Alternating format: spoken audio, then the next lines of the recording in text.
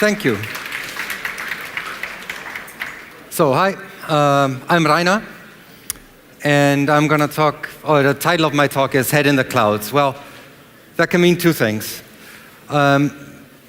First, it can be fanciful, like flights are fancy, in a dreamy mood, and I will be sort of in a dreamy mood today and be a little bit more abstract, have my head in the clouds in that way.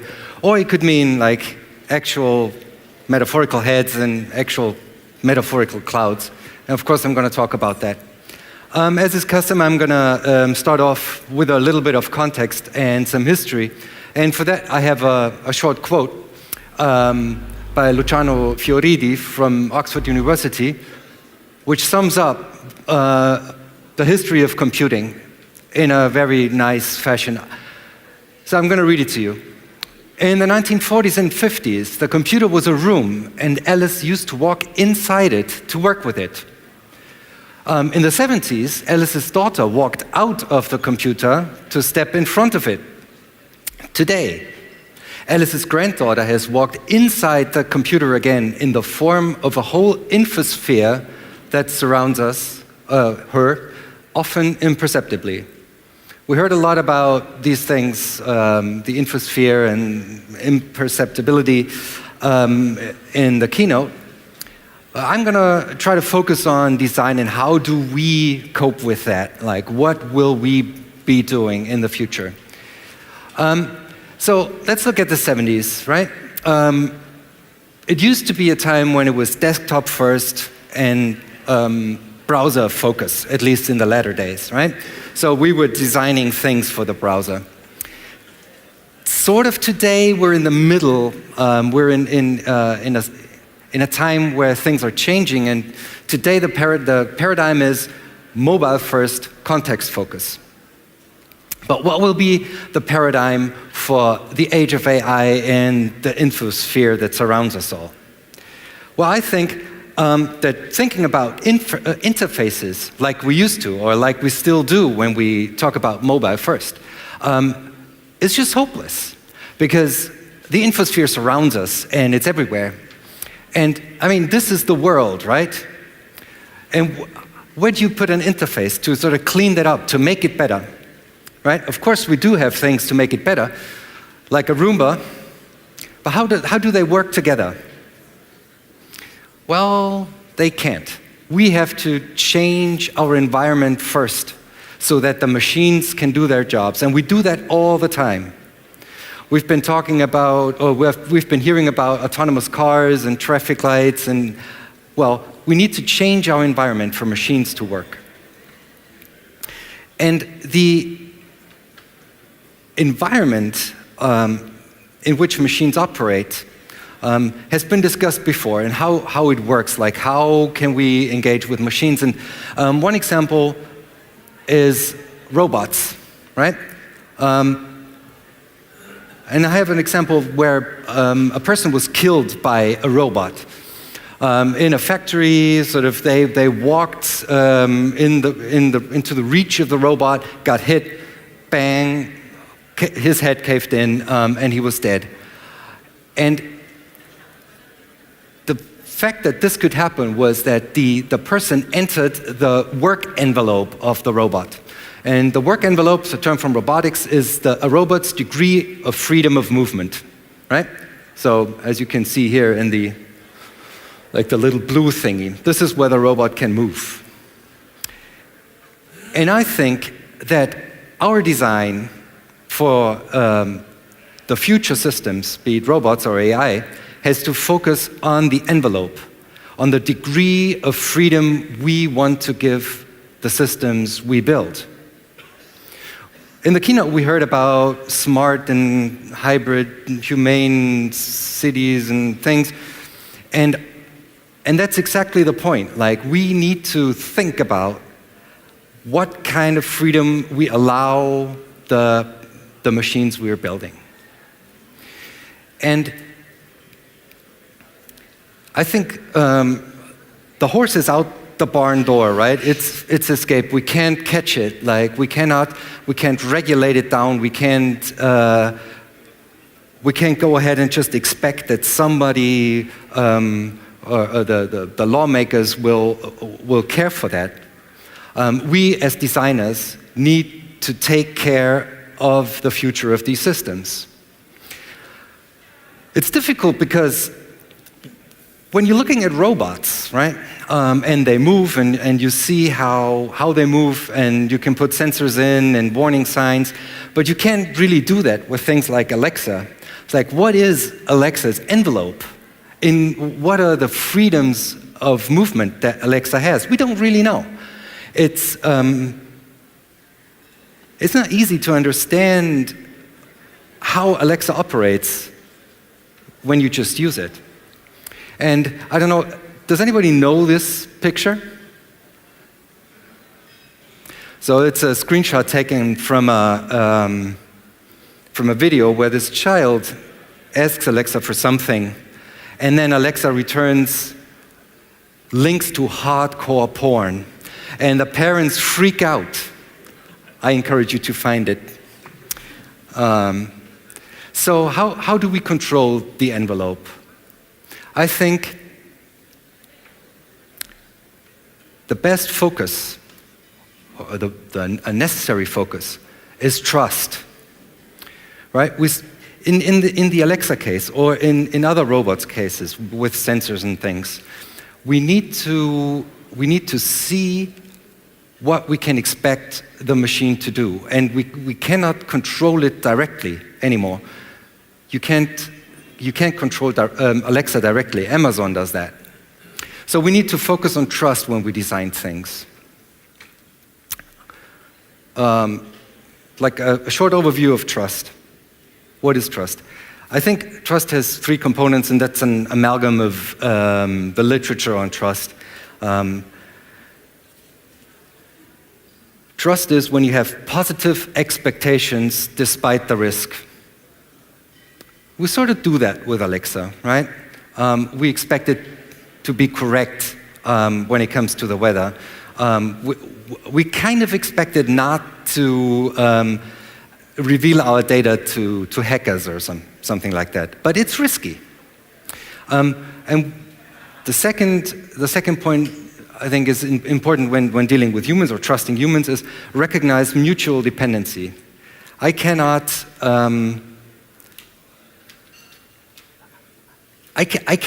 sort of drink the coffee or eat the steak when I don't trust the cook, right? And they need to trust me that I'll pay for the meal. So it goes both ways. And in the end, trust is a move to forego control to reduce complexity. Like in these structures, in our current world,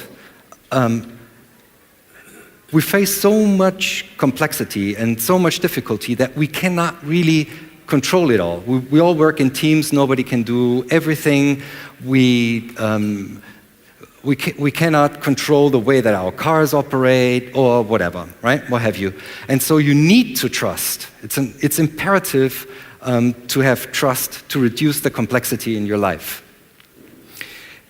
And the same goes for machines, I think. So we need to focus on trust when building our systems. Like, how can we build systems that the users can trust, not only out of blind sort of how do I say this? Like blindly trust the machine, as some people who use digital assistants do today, but recognize the mutual dependency and the aspect of foregoing control to reduce the complexity. So I think that this could give us a paradigm for the future for our profession as designers. And I think, and you might have guessed it, I think it's envelope first and trust focus. We need to leave the devices behind. We need to leave the interfaces behind. We need to focus on degrees of freedom that we give the systems we design, and we need to get focused on a value, on trust, rather than arbitrary things like like a browser or a mobile context or whatever, right?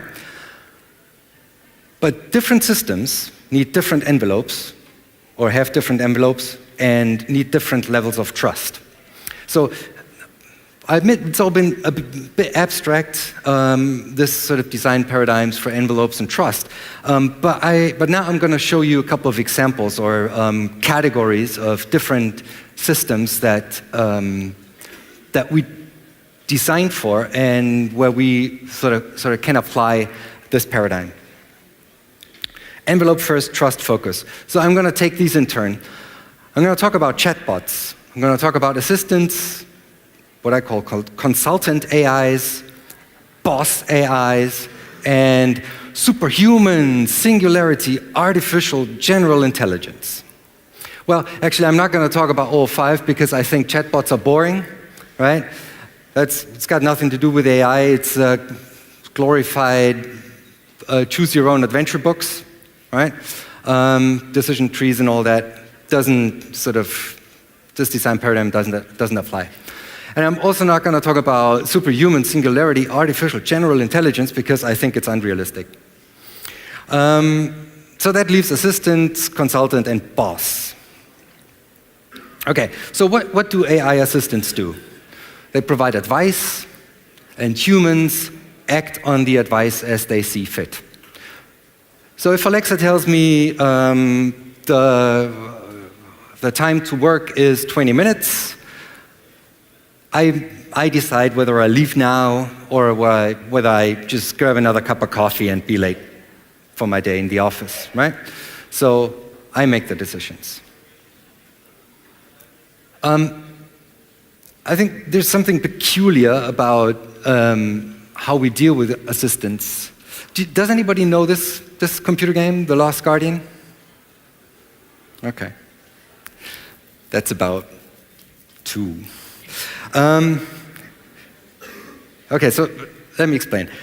The Last Guardian is a game where you control this little guy who has a huge pet, right? And they walk through a dungeon together and they become friends and everything's hunky-dory. But this dog bird, or what it is, sort of has its own personality. If you don't treat it well, it doesn't follow, it doesn't do the things you want it to do. If you don't feed it, it just jumps off, or you fall down the cliff, and all these sorts of things. It's been hailed as a great concept, like a companion with a true personality. Some people liked it, other people hated it. Although they appreciated the concept, but they didn't want a companion who shows disgust or doesn't go along with what you want. And I think it's the same with AI assistants. People want an assistant that exhibits personality, that seems like a person, but they don't want to have an assistant that has a personality, right? I mean, what if Alexa just doesn't care one morning, right? I mean, she's basically a slave. Gender aspects and everything, right? All these assistants are women. They're basically slaves. We don't want to give them autonomy. I think that's really bad. I think that's really, really bad. What if Alexa one morning is like, I don't care if you make it to work in time? That doesn't happen, and it sort of breaks the expectations that we have with regards to assistants. So that brings us back to the question of envelope. We shouldn't design a system like Alexa or a digital assistant of any kind that has their own personality, that can just decide not to help you, right? And we need to establish trust in the system so that people are happy to use it. And trust in this context is established through relationships and contextual knowledge. So whenever we design an assistant, it's about remembering my preferences, remembering my workplace so that I can get the time to the commute time, and all these things. All right, so next one, consultant AI. Consultant AIs provide domain expertise and recommendations.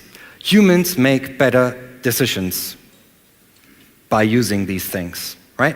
But humans still make the decisions. So one example is Ibm Watson, and its use in radiology.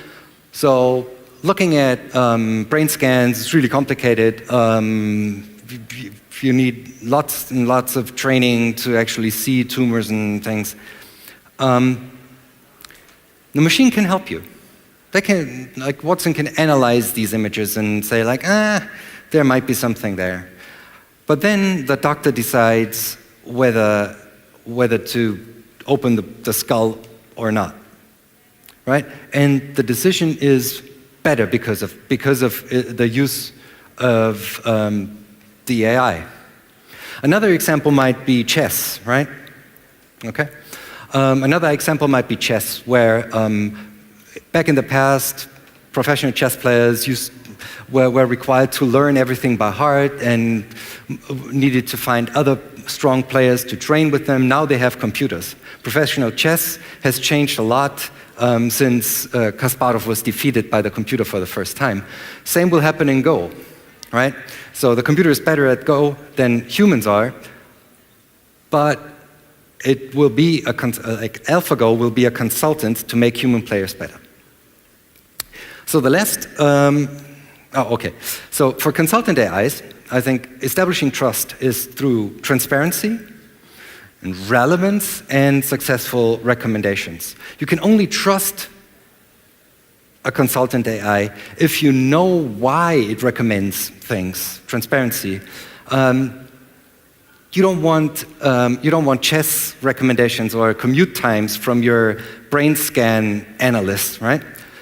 And of course, it has to work.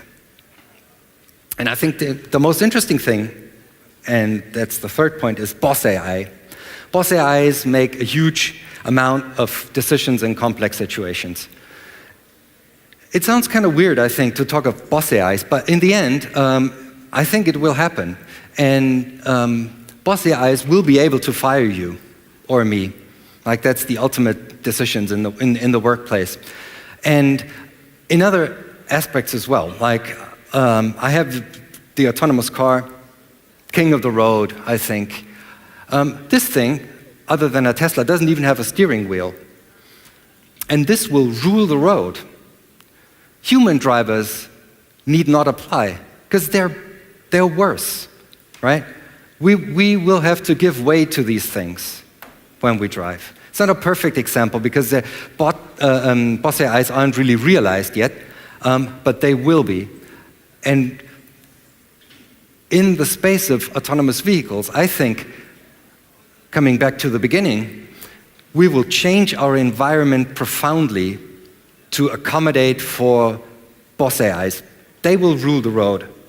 We won't need traffic lights anymore, right? And because they don't need it. Like they will see everything that's in front of them. Pedestrians will be routed around the streets where they drive. They will own themselves and these sorts of things. And we will see more of these things in different sectors as well. And we need to design how far they can, or in our designing such systems, we need to look into how much freedom we give them for their application, whether it's a boss AI, an assistant, or a consultant, and how we establish trust in these things. So, of course, for boss AIs, trusting boss AIs is not easy. They need to be safe, not the case with autonomous cars, as we all know. They need to be secure, trustworthy, and decisions can't be arbitrary, right? So I'm sorry I can't let you do that, Dave. Just doesn't cut it. And we need to design out those flaws in these kinds of systems. So I think envelope first, trust focus is a good way of thinking about different kinds of AI systems and how we approach them as designers. And of course, this will change our profession profoundly, I think, because we need to leave the interfaces behind. We need to focus on values like trust when we design in the future. And I hope that together we can build a bright future where machines and humans sort of coexist in a very, very good way. Thanks.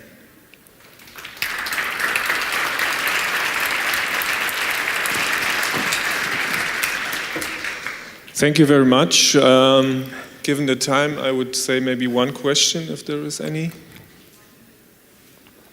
Okay, I found a perspective on Alexa as an enslaved woman very interesting, in a different way. So behind there is one question, maybe one.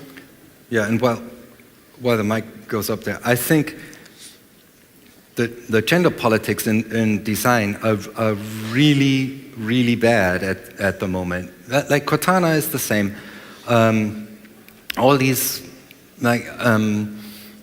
All these tools sort of reinforce old stereotypes and discrimination because it works, right? Because we're all familiar with these stereotypes, and it's easy for users to connect. And I do think that we need to break that. Okay. Yes. Thank you for your inspiring talk, but I would also like to mention that, for example, on the American banknotes, they say we trust in God.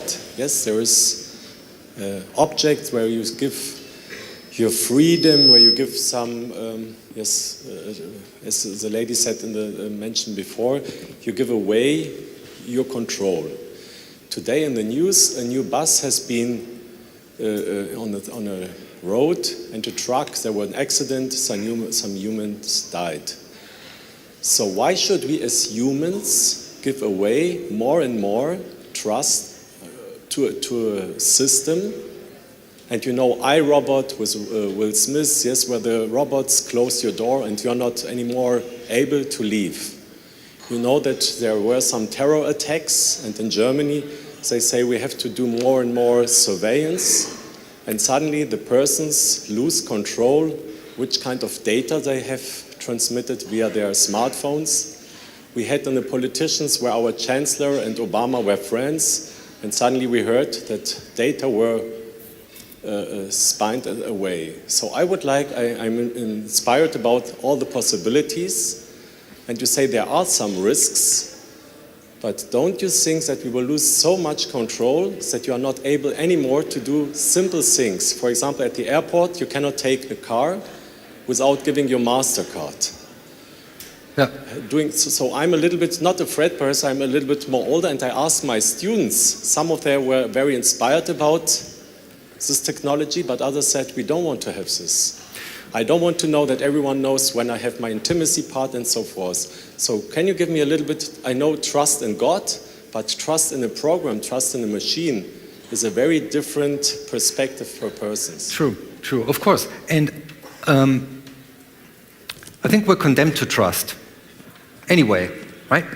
Not only machines, but also other humans. We can't cope in modern life without a basic level of trust in what other people do. And because of the fact that, as Luciano Fioridi said, the infosphere surrounds us, the computers are not inside little boxes anymore. They are already everywhere and pervasive. So we cannot but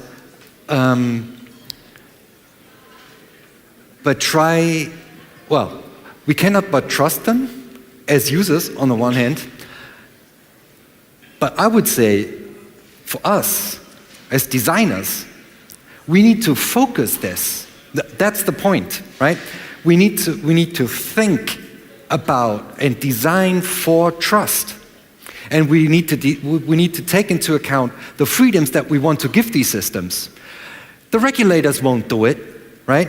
They want to collect more data. They want to sell our privacy out, like our basic right as humans to be left alone, sort of, right? But it's on us to make it better, right? And we're condemned to trust. Okay. Thank you very much for the question, the answer, and the talk. Thank you very much, Rainer Sachs. If you want to talk, please just hit me up.